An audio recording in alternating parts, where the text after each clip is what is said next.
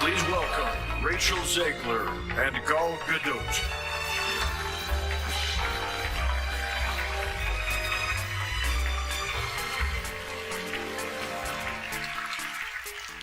Visual effects push the boundaries of what we see on screen. Their work makes the impossible seem possible. With breathtaking ambition, they create magic that wraps its arms around our wildest imagination. Here are the nominees for Best Visual Effects. Something felt wrong the moment Rachel Zegler and Gal Gadot walked onto the Oscar stage together. The cameras were rolling and the audience was watching, but there was no warmth, no shared smiles, no glances, no subtle connection, not even a polite nod between them. It felt like they were standing on opposite sides of a battlefield, not side by side as co-stars. The tension was thick and impossible to ignore. They were not even pretending anymore. For months, there had been rumors about a bitter feud between Zegler and Gadot, and now on Hollywood's biggest night, they gave the world a front-row seat to the silent war. This was no longer just speculation. These two could not stand each other. But what happened? What went wrong behind the scenes of Snow White? The answer points to a production filled with controversy, bad press, and a casting decision that shocked and divided Disney fans from the very beginning. The new show poster meme. I mean, nobody could quite understand why the beautiful Snow White was actually being played by Rachel Zegler to begin with, right? I mean, and Gal Gadot, like, mirror, mirror on the wall. I'm sorry, like, there's one that's winning that game, and I say this as a woman, okay? The moment Rachel Zegler was announced as the new Snow White, the internet erupted. Fans were confused and disappointed. This was supposed to be the fairest of them all, the Disney princess whose beauty was so powerful it made the evil queen jealous. But when people saw Zegler in the role, the reaction was swift. They did not believe it. The contrast between her and Gal Gadot, who was cast as the evil queen, was striking. To many, it looked like the roles were reversed. The memes were harsh and unforgiving, and it was not just about how she looked. From the beginning, Zegler spoke about the film with clear disdain. She made no effort to hide her belief that the original Snow White story had no value. I mean, the original cartoon came out in 1937, and very evidently so. There's a big focus on her love story with a guy who literally stalks her. Weird. She made fun of its message. She laughed at the love story, and she spoke openly against the animated classic that shaped childhoods for decades. She was not honoring Snow White. She was destroying everything the character once. We have a different approach to what I'm sure a lot of people will assume is a love story just because, like, we cast a guy in the movie, Andrew Burnap, great dude. It's one of those things that I think everyone's going to have their assumptions about what it's actually going to be, but it's really not about the love story at all, which is really, really wonderful. And whether or not she finds love along the way is anybody's guess until 2024. Disney was already struggling. A string of recent flops had left the studio on unstable ground, and now Snow White was quickly turning into a... Between that and Israel, like, I'm just thinking that this movie's not going to do so well. I think a lot of people are going to say, you know what? I have better things to do with my time.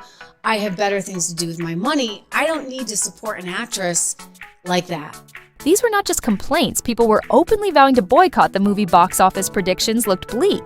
Many were saying they had better things to spend their money on. As the backlash grew, Zegler only added fuel to the fire. Instead of stepping back, she cast herself as the victim. I never want it to come off as me being ungrateful for the opportunities I have. I can also be having the greatest time and simultaneously wishing people would stop sending me death threats. When critics called her out, she shifted the focus away from the film's problems and onto herself. She claimed she had been receiving death threats.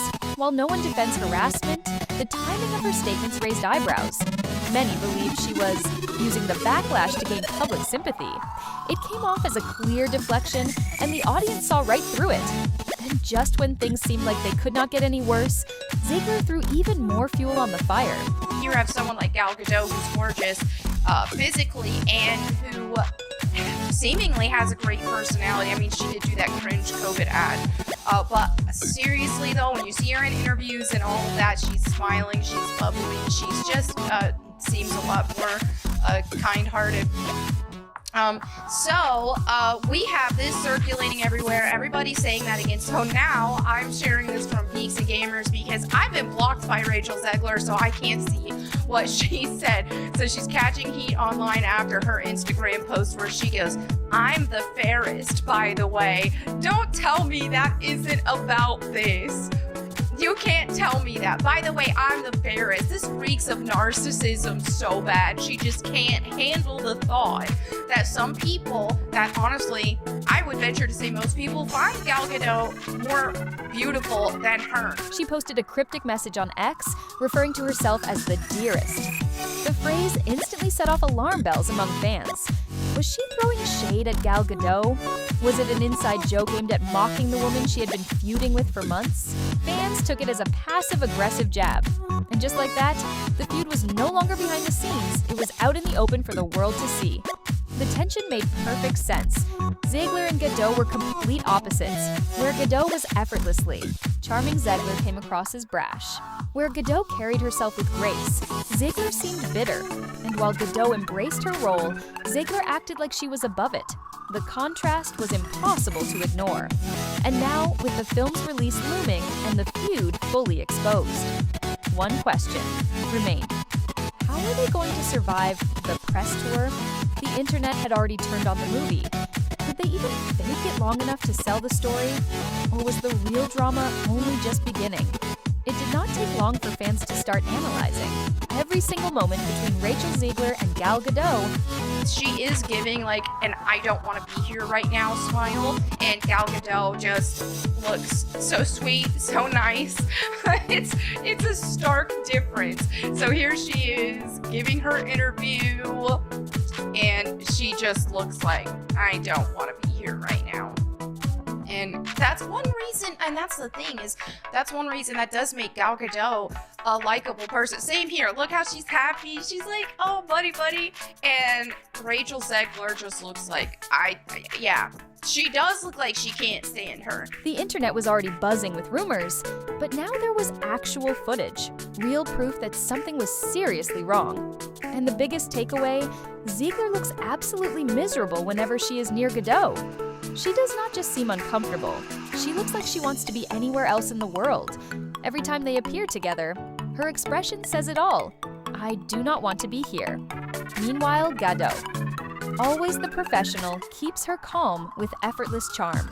She smiles, she laughs, she carries herself with the kind of grace that draws people in. The contrast is hard to watch. Zegler might have had a chance to recover her image if she had handled things differently. But instead of taking the high road, she doubled down. Just when people thought she might soften her approach, she proudly admitted to being a narcissist.